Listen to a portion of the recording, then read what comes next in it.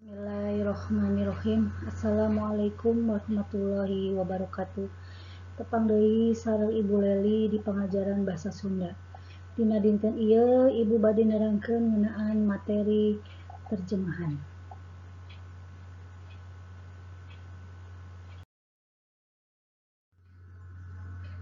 Sate acana lebeut ka materi, urang kedah terang heula. Naon sih tujuan pengajaran ieu materi teh? Tujuan pengajaran ieu materi teh aya sababaraha poin. Di antarana siswa bisa nerjemahkeun teks bahasa Indonesia karena bahasa Sunda atau napi sabaliknya. 2. Siswa paham karena isi teks terjemahan, di mana siswa paham kumaha cara nerjemahkeun. Nu katilu, siswa bisa benerkeun hasil terjemahan kalawan merenah. Jadi tujuan pembelajaran hari ini Ibu harapkan kalian bisa menerjemahkan teks bahasa Indonesia ke bahasa Sunda dan sebaliknya.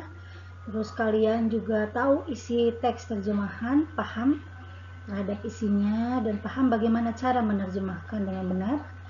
Yang ketiga, kalian bisa membetulkan hasil terjemahan dengan benar.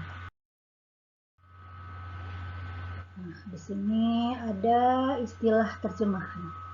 Terjemahan teh asalnya tina bahasa Arab. Ari dina bahasa Inggris mah disebutnya translate. Terjemahan teh sok disebut ahli bahasa nyata mindahkeun teks tina sumber asal kana sumber sejen atau anyar. Jadi terjemahan di sini katanya asalnya dari bahasa Arab terjemahan itu, ya. Dan kalau dalam bahasa Inggris itu disebut translate. Di mana terjemahan itu suka disebut nama lainnya adalah ahli bahasa, yaitu memindahkan teks dari sumber asal ke sumber yang baru atau yang lain. Nerjemahkeun disebut oge nyalin atawa mindahkeun hiji basa kana basa sejen. Jadi menerjemahkan juga disebutnya menyalin ya atau memindahkan satu bahasa ke bahasa lain. Penjelasan terjemahan.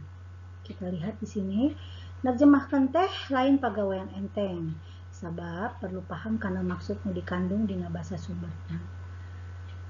Kedua, kegiatan nerjemahkan teh kacida pentingna sabab lantaran teu kabeh jalma ngarti atau paham karena unggal basa anu dipake atau digunakeun ku jalma sejen.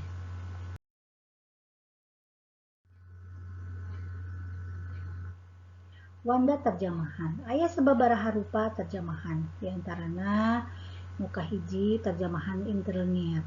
Nyaeta unggal kecap dumasar kana runtuyan kecap kana basa aslina. Umumna terjemahan ieu mah hese dipikaharti, jadi susah dimengerti. Sabab kekecapanana tina bahasa sasaran, tapi susunan kecap jeung kalimana nuturkeun bahasa sumber. Jadi setiap katanya itu diterjemahkan. Nu kadua terjemahan formal.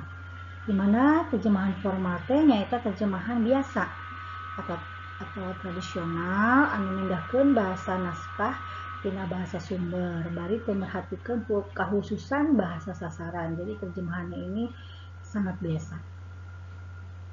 Nu katilu terjemahan dinamis atau fungsional. Nyaeta mindahkeun bahasa nu mertahankeun makna anu dikandung dina bahasa sumber sarta merhatikeun kahususan dina bahasa sasaran.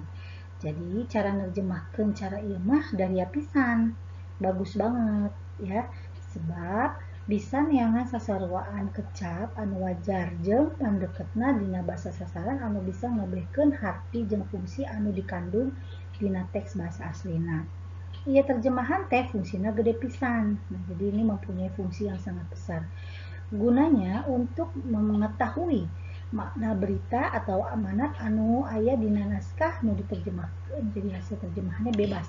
Bisa dengan menggunakan kata-kata sendiri kalau terjemahan dinamis.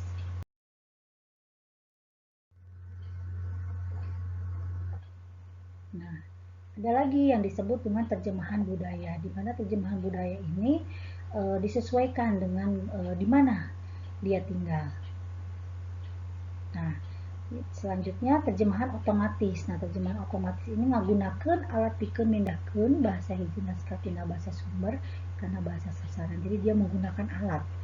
untuk memindahkan bahasa teks dan bahasa sumber ke bahasa target. Selanjutnya yang terakhir adalah saduran, mana saduran teh nyaeta terjemahan biasa. Nyieun tulisan atau carita anyar nu dumasar secara bebas karena hiji carita anu aya dina hiji tulisan anu ngagunakeun bahasa anu beda jeung tulisan anyar. Hal anu kudu diperhatikeun dina terjemahan.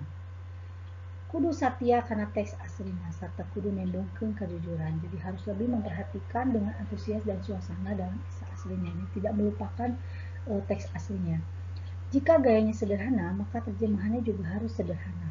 Jadi hasil terjemahan tersebut jangan terlihat sebagai hasil terjemahan. Artinya harus ada hubungan dengan kalimat aslinya.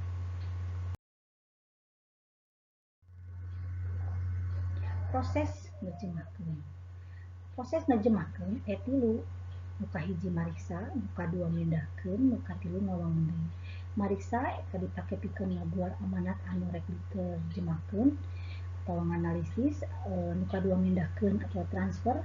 Masukkan praktakanana eta hasil analisis teh dipindahkeun tina basa sumber kana basa terjemahan tapi kahasilkeun reaksi anu sarua jeung dina basa aslina. Nuka tilu ngawangun deui jadi membentuk lagi. Meda rupa-rupa gaya bahasa jeung teknik nu bisa dipake pikeun menghasilkeun gaya bahasa nu leuwih.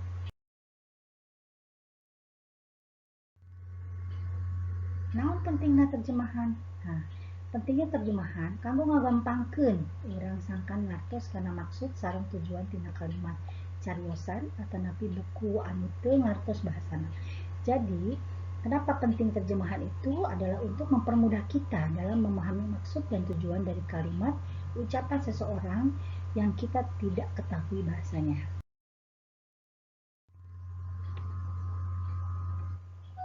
Contoh terjemahan. Berikut ini adalah percakapan bahasa Sunda di sekolah. Situasinya adalah ketika Nina lupa membawa buku pelajaran bahasa Indonesia dan akan meminjam buku tersebut pada temannya yang bernama Noni. Nah, Nina nih gaduh kamus bahasa Indonesia tuh. Nih punya kamus bahasa Indonesia tidak? Noni menjawab, gaduh, benar gitu? Punya, kenapa gitu? Dan seterusnya. Inilah adalah contoh terjemah.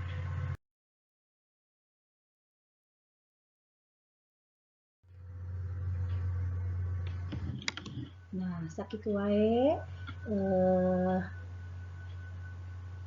materi anu ku ibu jelaskeun.